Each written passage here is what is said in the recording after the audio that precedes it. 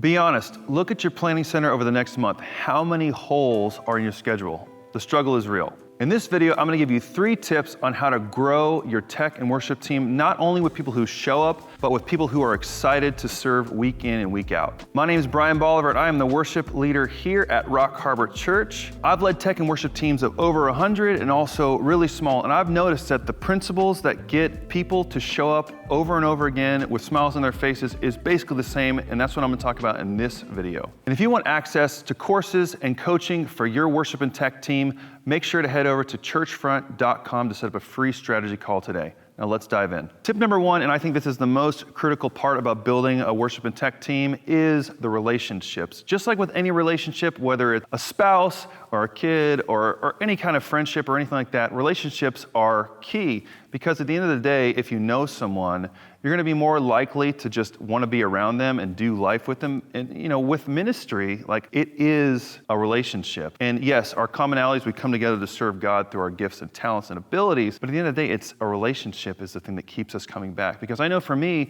every Thursday night, I look at my worship team and tech team as a small group because it's just the thing that brings us together is the music, but ultimately the relationships is what keeps us kind of pouring into each other's lives. So I would say, if you think about your team, now if you have people that cancel out on you, because we all do, hopefully it doesn't happen Sunday morning, but we know that sometimes happens, but I would venture to guess that the people that are most likely to ghost or to cancel are the ones that you have the weakest relationship with. Now, we can't possibly be friends or best friends with every single person on our team. However, those that we have a deeper relationship, a deeper bond with, it's just natural. We're more likely to serve, and we're more likely to be a part of that. So all that to say, this is not a way to like manipulate people and try to be like, I'm gonna be their friend so that they serve. That's not what I'm saying in any way. But what I'm saying is taking the time and extra effort, it's our team. It's, whether we are serving as far as a leader or we're just as a part of serving on a team, building the relationships across the board is critical.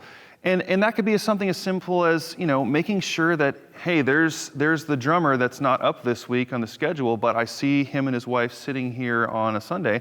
I'm gonna go over and make sure that I connect. Take that extra time and step to just try to be as connected with everyone on our team as possible. Because ultimately, like I said, that is what the bond is built upon, that foundation is built upon those relationships. And I would say especially, and sure, maybe I'm biased, but I'd say especially in the arts, the tech, the worship team, because we kind of spend a great amount of time in preparation, both personally and then also as a team, I think that bond and relationships actually kind of go deeper than maybe in the other roles that, you might just show up and serve in one area of the church because, we're spending an hour or two at rehearsal, then we're spending run through Sunday morning. Then if we have multiple services or if we have one service, we're spending that time together. So yes, some of that is built in because we are spending more time, but I always say it, the worship and tech team is a small group, and because we spend extra time together, those relationships just become very strong. And I know that right now, I may have a sound person or someone who's on the keys or whatever, that I know that if something goes weird at my house, like we had a random artesian well leak,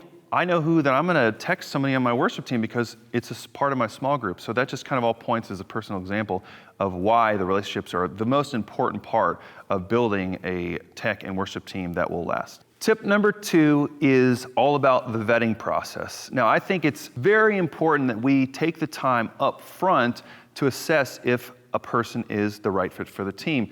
Now, I know it can be tempting in this today's kind of modern professional ministry culture to where we want to have the incredible talent and we want to have the person who's the best vocalist, the best sound person, the best drummer, the best whatever. And of course that's great, and we want both. But I would say that taking the time to vet up front, and what does that look like? That can be like taking the time to set up a phone call, because you might have someone who approaches you after a really epic time of worship and they're like, I want to do that, I want to be a part of it. And so you might be like, well, yeah, I know that guy is really good at this or that girl's really good at that. But I always make sure to go above and beyond, to set up a call, to set up a meeting, to do that thing to where we're vetting, we're walking through all that stuff and just get a feel for the person, because ultimately, especially in the creative ministries area, we're all sensitive, fragile little flowers and snowflakes. So if we have the wrong fit in the culture, it could disrupt some things. Now, again, that doesn't mean we're making this an exclusive club to where only a certain personality type can get in. But what I mean is if we take the time up front to vet that person, that could save us a lot of headaches in the end. Because I've heard it said, someone gave me a piece of advice early on, and they told me that it's a lot easier not to hire someone than to fire someone. And of course, we're not firing people from our teams. But when it comes down to it, taking that time up front, I think is critical to building a strong tech and worship team. And tip number 3 is honor your volunteers. Now, what do I mean by that? I mean, be sensitive to their needs. You may have a husband and wife duo that serve, and you know that they only want to serve on the same weekends, or they only want to serve on the opposite weekends. So, of course, there's a ton of nuance in this, but I think being sensitive to that is really critical, because we all know that we'll get someone who's really excited about serving. They're new, they're great, they can fit in anywhere, and they want to serve all the time. And that's great, and it can be tempting to over-schedule them because, well, man, they just want to be up every week, so I'm just going to let them serve the Lord, amen? Which is, of course, good, and we love that, and we want to serve, and we want to give that opportunity to serve. But we also know that it can be unhealthy, and it is unhealthy to serve too much. So that's really critical in just keeping people healthy on your team. And yeah, as we have our relationships with people, we know that, hey, she's going through a lot right now with work. She's got a big project. So I need to just talk to her and make sure that maybe you don't serve this month because, we know you got a lot going on. Because one of my big quotes in ministry is I say that serving should always be a blessing and never a burden. And I mean that because that's what keeps people showing up. It's not like, oh man, I got to get up again. It's Sunday morning and I got to go to church again. Like if that's how someone's feeling, then they should not be serving at that time. And I think that it's a balance to strike, but I think the way to do it is to always try and be sensitive, because you are, if you are leading your team, part of that leadership is not just singing, playing, scheduling well. It's about knowing your team and knowing who you're serving with and honoring them in that process. And bonus tip, I think it's really important and healthy to challenge our team. And what I mean by that is challenge them to go deeper into whatever their giftings. If they're a sound person, challenge them to check out some YouTube channels like Churchfront and go deeper in that. Or if they're a musician, get it involved in some kind of maybe even if it's a course or whatever. And of course, as ministry leaders, we can provide and help them with that, even if it comes down to like paying for something. Like I know that I've gone to several worship conferences where we go and we'll take as many team members as we can.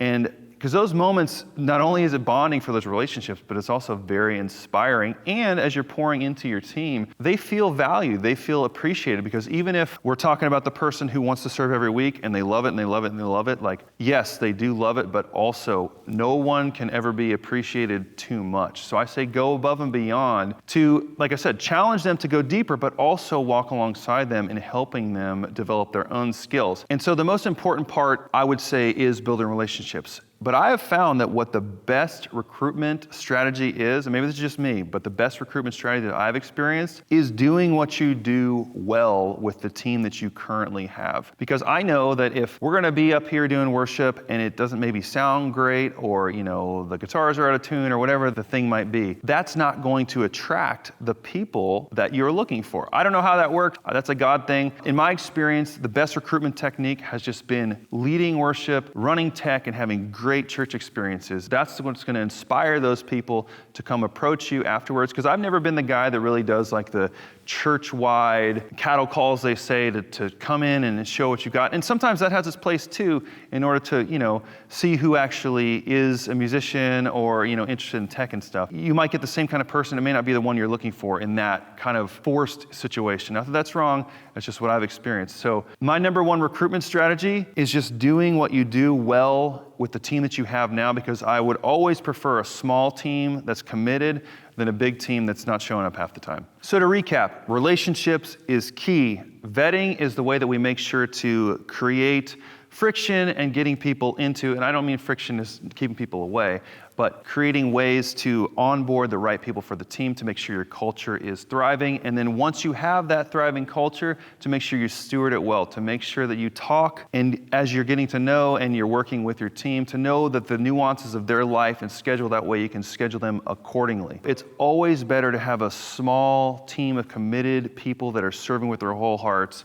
than just the vanity metric of having a big team, because you can have a huge team of committed people, and that's great, and that might be what your church needs. But a lot of us out there, we may not have 100 musicians to choose from on a Sunday. So I would say when we go through these 3 steps, relationships, vetting, and stewarding, that's how we get people who love to serve the Lord week in and week out on our tech and worship teams. Don't forget to like and subscribe, and for more resources for your tech and worship teams, head over to churchfront.com, and I'll see you on the next video.